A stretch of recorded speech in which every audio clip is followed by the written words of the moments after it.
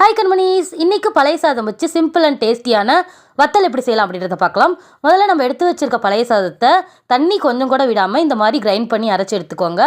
அதில் ஒரு spoon salt போட்டுட்டு, சீரகம் இருக்குல்ல அதை லைட்டாக மசிச்சு போட்டுட்டு, பெருங்காயத்தூள் 1/2 ஸ்பூன், மிளகாத்தூள் நல்லா 1 ஸ்பூன் ஆட் பண்ணிக்கோங்க. ஏன்னா பழைய சாதம் அப்படின்றதுனால காரம் நிறைய வேணும்.